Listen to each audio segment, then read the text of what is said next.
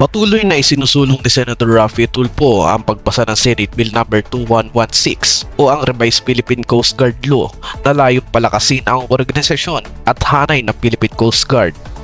Sa kanyang sponsorship speech sa Senado nitong May 6, sinabi ni Senator Tulfo na layunin ng panukala na madagdagan ng manpower ng PCG upang mas mapalakas ang kanilang kakayahan sa Maritime Safety Service, Maritime Environmental Protection at Maritime Security Law Enforcement.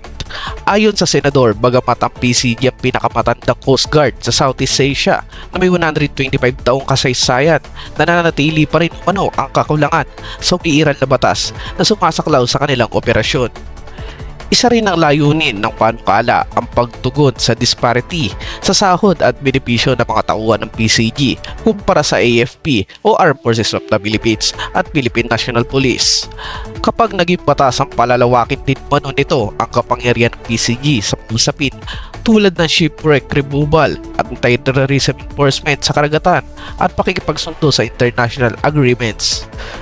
Binigyan din ni Senator Tulfo ng mahalagang panukala upang mabigyan ng access ang PCG sa mas modernong kagamitan at teknolohiya, lalo na sa gitna ng mga hamon sa maritime security at protection sa West Philippine Sea.